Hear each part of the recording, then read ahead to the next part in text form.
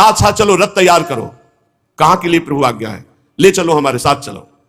और जहां सरसैया पर भीष्म पितामह पड़े हुए थे, स्वर्ण जटित रथों पर अच्छे अच्छे घोड़े जुते, आगे आगे भगवान श्री कृष्णचंद्र जी, फिर युधिष्ठिर जी, ऐसे सबका रथ क्रम है।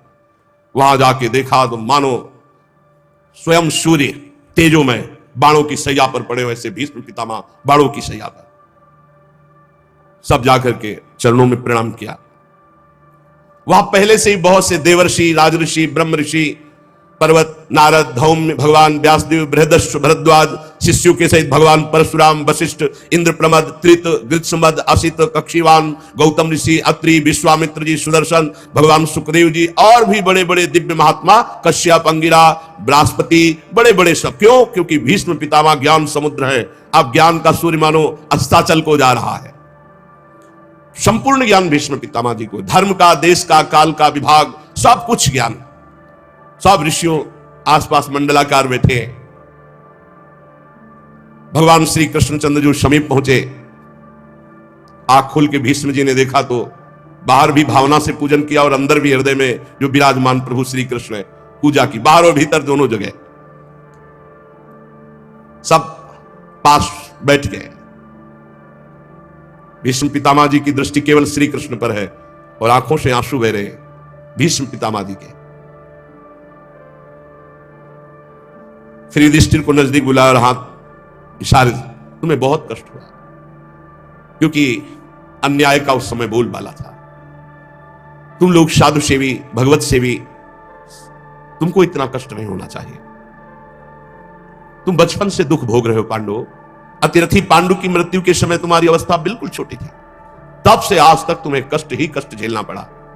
देखो ये ध्यान रखना, जैसे बादल वायु के वश में रहते हैं, ऐसे लोकपालों सहित संपूर्ण जगत इन श्री कृष्ण के अधीन है।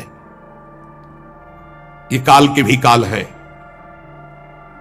तुम लोग दुखी मत होना, ये इन्हीं की मंगलमयी लीलाएं हैं। नहीं तो जहां साक्षात धर्मपुत्र राजा युधिष्ठिर हो, जहां वायुपुत्र गदाधारी भीमसेन हो, जहां धनुर्धारी गांडीव धनुष धारण करने वाले अर्जुन हो और उनके मित्र भगवान श्री कृष्ण हो, वहां दुख विपत्ति की संभावना भी नहीं। ये केवल इनकी लीला है, श्री कृष्ण की लीला है।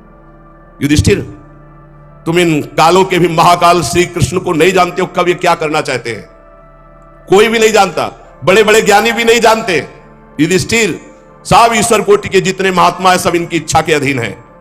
इनको कोई नहीं जान सकता। जितना जानते हैं उतना ही जान पाएगा। युधिष्ठिर, ये सब जितने ऋषि बैठे सर्वज्ञ हैं, ये सब जानते हैं कि श्री कृष्ण ही साक्षात भगवान हैं। इन्हीं के अंश से आदि पुरुष भगवान नारायण और जितने अवतार होते हैं इन्हीं के अंश से। ये अपनी माया से अपने को छिपाकर मनुष्य लोक में ऐसी लीला कर रहे हैं जिससे इनके प्रभाव को कोई पूर्ण ये न जान पावे कि सच्चिदानंद भगवान है। मैं अंतिम समय गुण राज से बोल रहा हूं कि साक्षात भगवान। बोलते ना अंतिम समय तो झूठे कोई बोलता नहीं। भीष्म पितामह तो सत्य प्रतीक है, फिर भी कह रहे मैं अंतिम समय बोल रहा हूं। ये साक्षात भगवान, समस्त अवतारों के अवतारी। युधिष्ठिर, ये भगवान शंकर, देवर्षि नारद, भगवान कपिल, ये सब सर्वज्ञ महात्मा है। जो मैं बोल रहा हूं उसको जान रहे हैं। जिसे तुम अपना ममेरा भाई समझ रहे हो, प्रिय मित्र समझ रहे हो, हितैषी समझ रहे हो, तुमने प्रेम बस जिनको अपना मंत्री बनाया, दूत बनाया, सारथी बनाया और संकोच नहीं किया, तुम जानते हो ये कौन है? ये स्वयं परब्रह्म परमात्मा है। ये सर्वात्मा समदर्शी अद्वितीय अहंकार रहित निष्पाप परमात्मा, ये तुम्हारे प्रेम विवश होकर ऊंचे से ऊंचे, नीचे से नीचे हर कार्य करने में कभी संकोच नहीं किया। युधिष्ठिर, ये समतत्व है, फिर भी देखो तुम्हारी भक्ति के वश होकर पक्षपात किए। यही कारण है, यही कारण है इनकी करुणा का। क्या भक्ति का पक्षपात कि जब मैं अब अपने प्राण त्यागने जा रहा हूं तो स्वयं साक्षात चलकर हमारे सामने उपस्थित हुए। ये उपदेश दिलाने नहीं, ये हमारा अंतिम बनाने आए हैं। भगवत परायण योगी पुरुष भक्ति भाव से इनमें अपना मन लगाकर और वाणी से इनका नाम कीर्तन करके जब शरीर त्यागता है तो कामना और कर्म बंधन से छूटकर जीवन मुक्त वो भगवत धाम जाता है। देव देवेश कैसे प्रसन्न लग रहे हैं, कैसा हास्य प्रकट हो रहा है।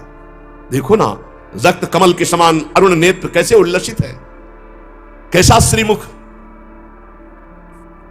और ये तब जब मैं शरीर त्यागने जा रहा हूं। युधिष्ठिर, उनकी बात सुनकर सरसैया पर सोए हुए भीष्म पितामह से बहुत से ऋषियों के सामने नाना प्रकार के धर्मों के संबंध में अनेकों प्रश्न पूछे गए। तत्ववेत्ता भीष्म पितामह ने वर्ण आश्रम के अनुसार पुरुष के स्वाभाविक धर्म, वैराग्य, राग के कारण और विभिन्न रूप से बतलाए हुए निवृत्ति प्रवृत्ति रूप द्विविध धर्म, दान धर्म, राजधर्म, मोक्ष धर्म, स्त्री धर्म, भागवत धर्म, सबका जो जो प्रश्न किया गया सबका भीष्म पितामह जी ने उत्तर दिया। भीष्म पितामह जी से शांत होते चले जा रहे। फिर भगवान श्री कृष्ण में दृष्टि लगाई, प्रश्न उत्तर बंद। देखा पीतांबर फहरा रहा है, नील मेघ की कांति गंभीर मुद्रा में भगवान श्री कृष्ण खड़े, भीष्म जी की एकटक आंख श्री भगवान पे। क्या सुंदर मृत्यु का अब भीष्म जी है, क्या सुंदर। आसपास सब भगवत स्वरूप महात्मा, सामने भगवान श्री कृष्ण। भीष्म जी को अब किंचन मात्र भी दुख नहीं है बाणों के चोट का।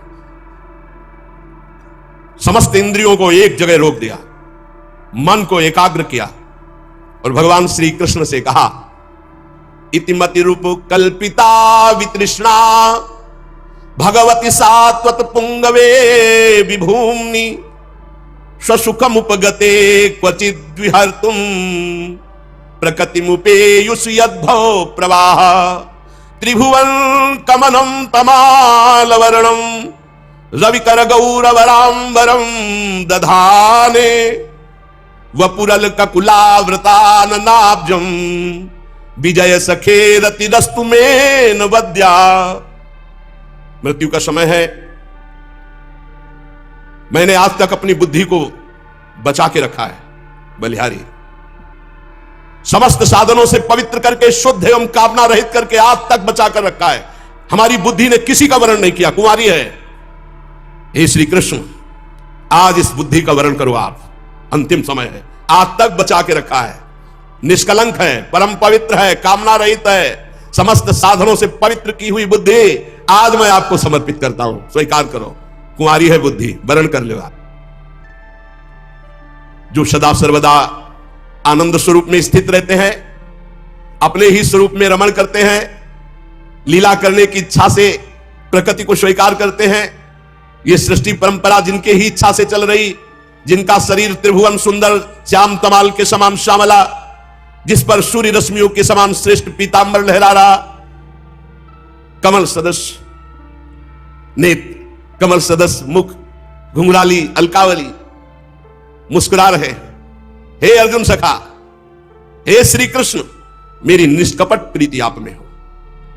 मुझे याद है वो झांकी आपकी, जिस समय मैंने प्रण किया था कि शांतनु पुत्र गंगा पुत्र भीष्म नहीं कहूंगा, यदि आपको युद्ध में अपना प्रण छोड़कर अगर अस्त्र लेकर न दौड़ा दूं तो गंगा पुत्र नहीं कहूंगा। तो आपने अपना प्रण तोड़ दिया और मेरी बात रखी।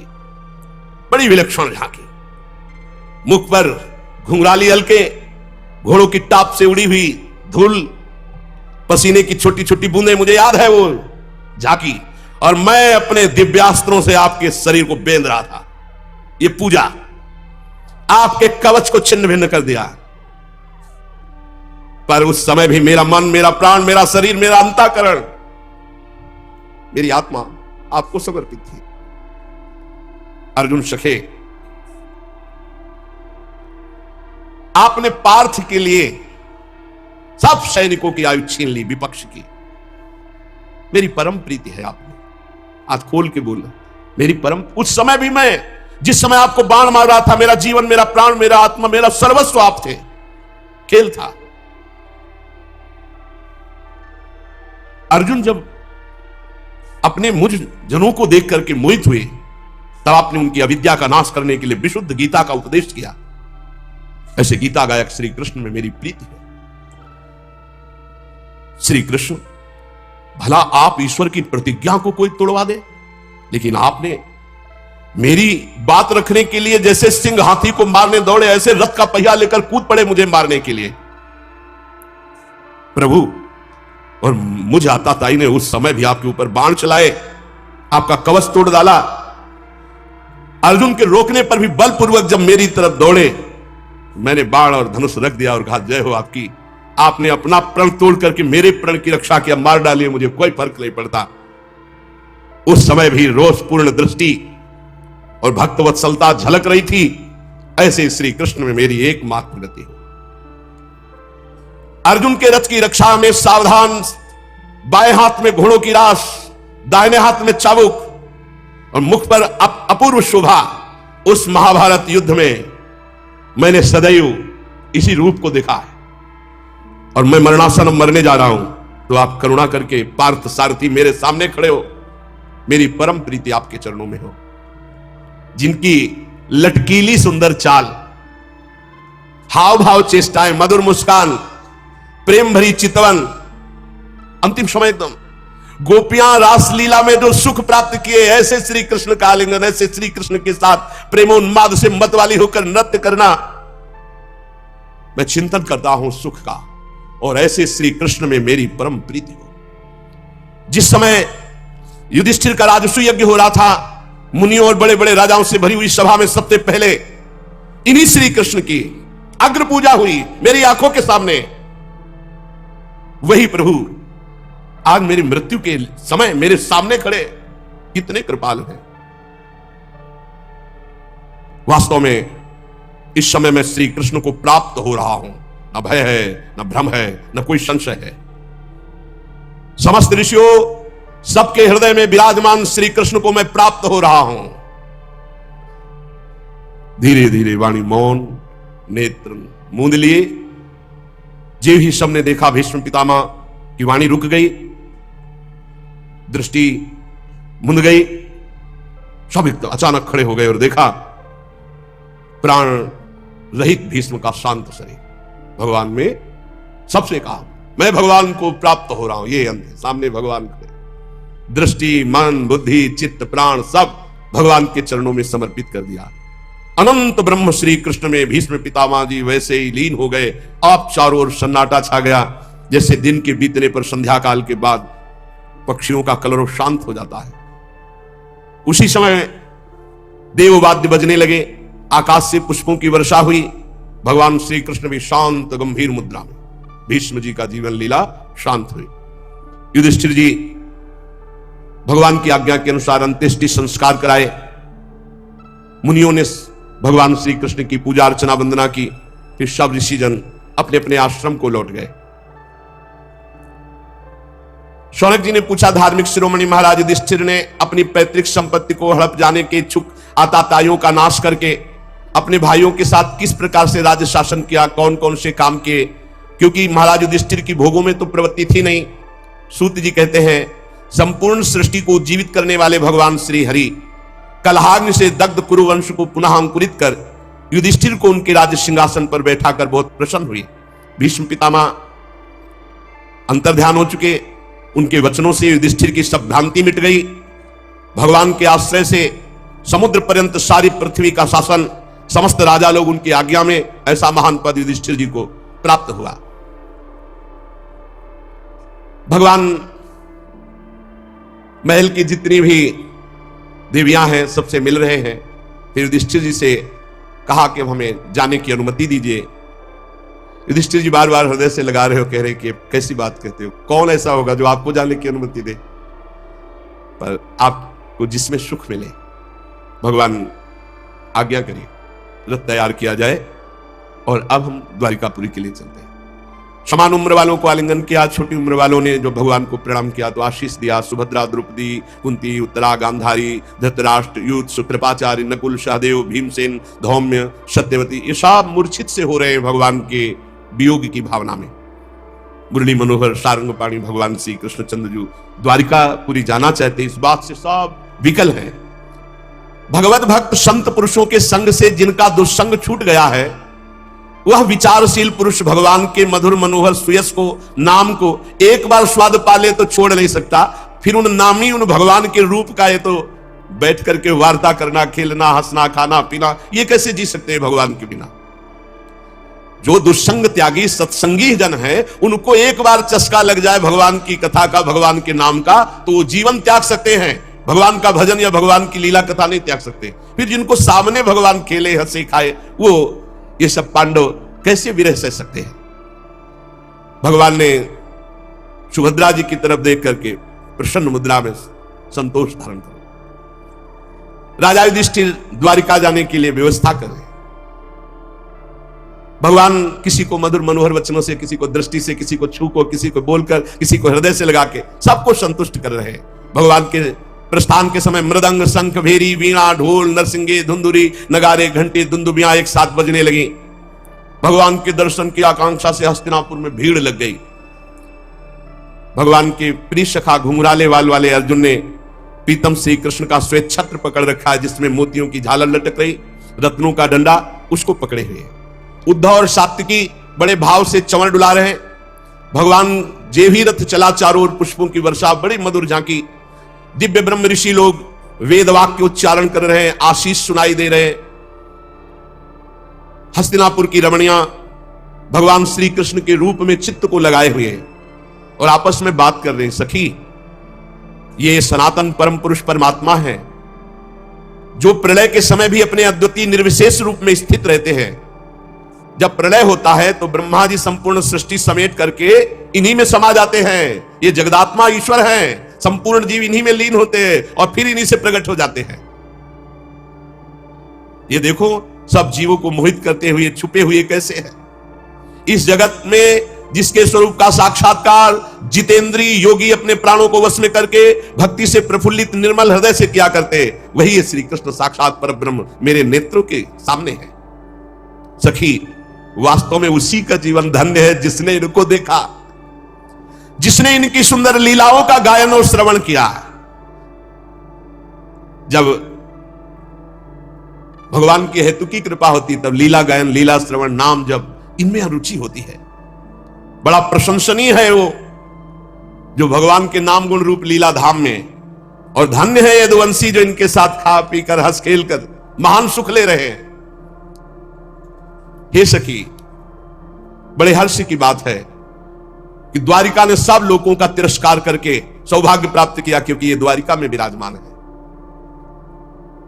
सखी, हम तो उनके सौभाग्य देख रहे हैं जिनका पाणी ग्रहण इन्होंने किया है। पाणी ग्रहण ये शरणागति भी है। एक पाणी ग्रहण का संबोधन है विवाह से और एक पाणी ग्रहण का संबोधन है शरणागति से।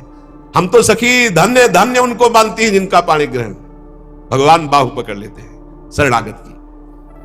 अवश्य उन्होंने कोई बड़ा व्रत, कोई स्नान, कोई हवन, कोई जप तप किया होगा, क्योंकि परमात्मा उन्हें प्रीतम रूप से मिले। वो बार बार इनकी रूप माधुरी का पान करती होंगी। सखी, स्मरण मात्र से मेरा हृदय व्याकुल हो रहा है, मूर्छा सी आ रही है। कितना सुख प्राप्त करती है, और इनसे भी ज्यादा सुख तो ब्रज गोपियों ने प्राप्त किया।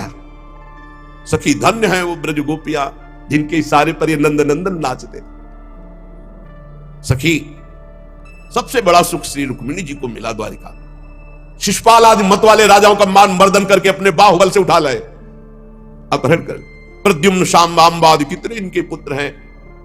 और हमने तो सुना है कि भौमासुर को मार करके लाई हुई 16,000 इनकी और पत्नियां हैं। वास्तव में वो सब धन्याति धन्य देवी होंगी। उनका जीवन परम धन्य हो गया, परम पवित्र, परम उज्जवल हो गया, जिसको श्री कृष्ण ने स्वीकार कर लिया। इनकी महिमा का वर्णन क्या करें, ये तो साक्षात कमल नयन भगवान पर ब्रह्म परमात्मा श्री कृष्ण है। हस्तिनापुर की स्त्रियां से प्रभु के विषय में बातचीत कर रही। अजात शत्रु युधिष्ठिर ने भगवान श्री कृष्ण की रक्षा के लिए बहुत सी सेना साथ भेजी। यद्यपि भगवान सर्व समर्थ पर प्रियता में शंका होती है, अधिक प्रीतिमन भाषण देहा। युधिष्ठिर जी ने आग्रह करके सके, भगवान आप सेना साथ ले जाइए। भगवान कुरजांगल, पांचाल, सूरसेन, यमुना के तटवर्ती प्रदेश, ब्रह्मावर्त, कुरुक्षेत्र, मत्स्य, सारस्वत, मर्धन्नो देश को पार करके फिर आनर्त देश में आए। यहां कुछ विश्राम किया, जलाशय समीप था, संध्या वंदन किया। फिर आनर्त देश में पहुंचे। वहां के लोगों ने जो ही सुना कि भगवान पधार रहे, द्वारिकापुरी के लोग, पांचजन्य शंख भगवान ने सबको आनंदित करने के लिए बजाया। भगवान के ओठों की लाली से स्पर्श हुआ वो श्वेत वर्ण पांचजन्य शंख, जब उसका नाद हुआ तो द्वारिकापुरी में आनंद की लहर छा गई। भगवान पधार रहे हैं। दुष्टों को भय और भक्तों को अभय इस शंखनाद से। सारी प्रजा भागी भगवान श्री कृष्ण के दर्शन के लिए। भगवान श्री कृष्ण आत्माराम है, वह अपने आत्मलाभ से सदा सर्वदा परिपूर्ण है।